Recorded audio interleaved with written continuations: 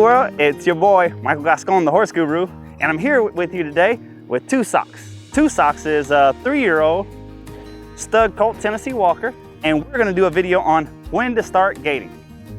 So Two Socks here is about 3 weeks under saddle, and one of the things that I have a problem with the horses coming in that are problematic is a lot of people try to start gaiting before the horse is broke. So if you can't ride from point A to point B, if you can't colt start, if you can't go around something scary without the horse being consistent, if the horse is still very inconsistent, then it's the wrong time to start trying to gait the horse consistently. What I mean by that is if the horse can't focus on you, can't stay in frame, is darting off all over the place, it's a hard time to try to wonder why your horse isn't gaiting. So we've just got him 3 weeks in, and he's getting consistent enough to start working on his gait. What I mean by that is he already goes on the trail, he already goes from point A to point B, but I've yet to pick on him for breaking gait or not being in gait. So basically what we're gonna try to do, and that doesn't mean that the horse doesn't gait by accident a few times along the way. What it means is I'm not picking on him if he doesn't gait. So here we have a Colt starting snaffle on him, very soft snaffle. And the reason we have that is you see he has no pigment on his face. He has that very white, clear skin. So it's hard to work on his face or anything like that because his skin's so delicate. So because of that, we're working with the snaffle, but you can do the same work in a natural horsemanship halter. And basically what we're gonna do is we're gonna try to take him over here to the rail, and we're gonna do that to help get him as consistent as possible. So we have him somewhere where there's not a lot of distractions here in the arena. He's walking calmly and quietly. Now, one of the first things we're gonna do before we get started is we're gonna give him a couple stops. So I'm gonna gather up on my reins. Oh. See, he has a couple little head tosses there. Good job. We wanna show him that my hands are immovable objects. Because if we can't keep his head consistent, we're not gonna be able to keep his feet consistent. So I wanna make sure that whenever we stop, that he's looking to give to the bridle. Oh.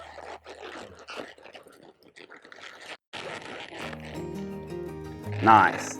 Now look, whenever he threw his head or did the head toss or whatever he did, I didn't argue with him for it.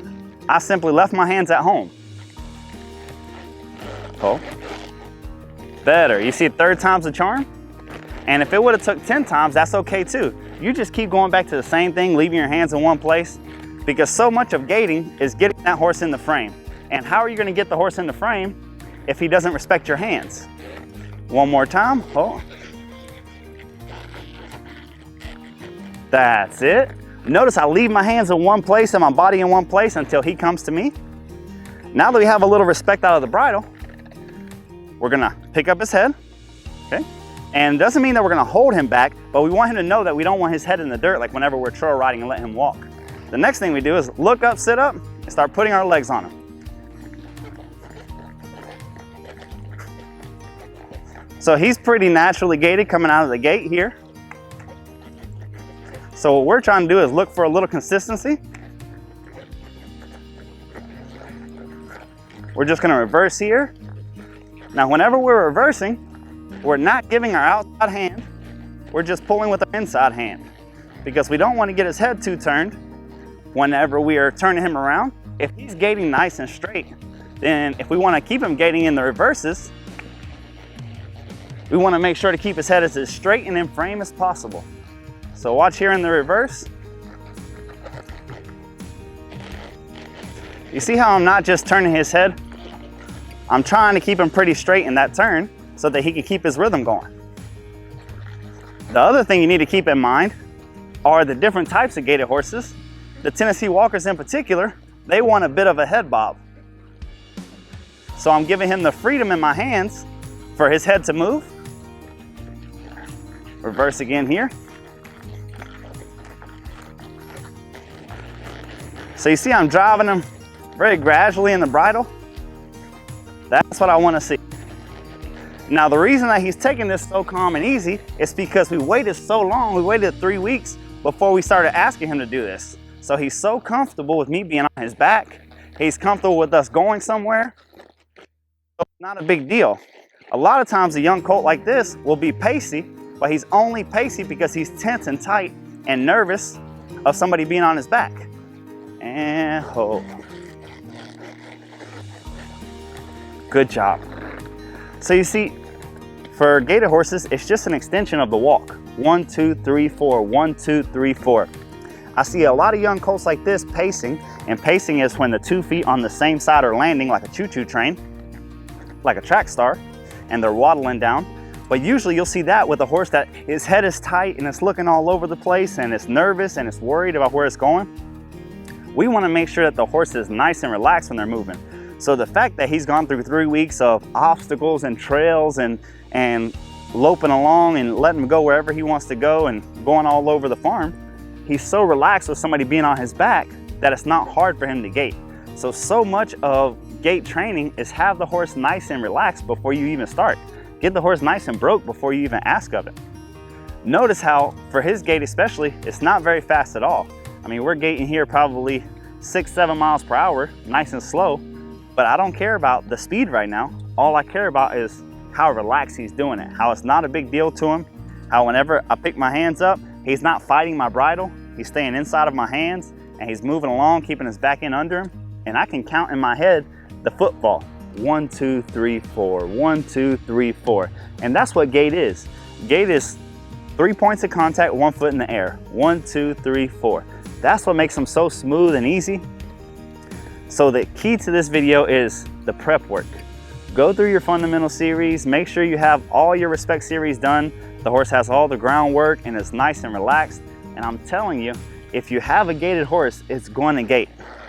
I have yet to meet the first truly gaited horse. Now, I've had in the past some rescue horses that were supposed to be gaited that weren't of gaited bloodlines, but I've yet to meet the first gaited horse that won't gait. Gait is their way of movement, and if they're not gaiting, usually it's because they're too tense and tight or nervous, or they're not balanced, or they're not giving to the bridle. So for this video here, it's all about reminding you, if we're gonna get the horse to gait, to prep that horse first. Make sure he's nice and relaxed. Make sure he's given to the bridle and he's balanced. Very nice. Again, in that reverse, I'm calling the inside hand, but leaving my outside hand. There we go. So this gait right here is gonna speed up by day. Every day that we let him go in straight lines, and I want you to think, a horse like this that's gaiting nice, that you're trying to get more speed, the line, the better. If you were having a horse that was pacing, you would want to do circles and have him relax and soften supple up. But if that horse is already gaiting, a horse like this, we'll take him on nice straight lines down the trail, holding him in frame. Oh, nice. Good job, 2 Socks. All right, guys. So the moral of this video here, when you want to get your colts to start gaiting, have them broke and relaxed first.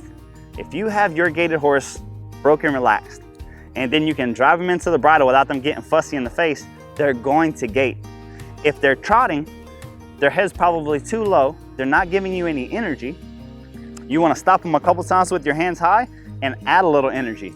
If they're pacing, which means both feet are on the same side, usually the horse is not broke enough. It's very tense and tight and nervous. That horse, you want to soften in the face and get relaxed to drop his head a little bit, because you see, pace is on one end of the spectrum and trot is on the other end of the spectrum, and gait is well balanced in the middle. So for this young colt here, since his mind's pretty relaxed and he's calm and quiet, he's ready. We don't have to do any fixing because he's not broken.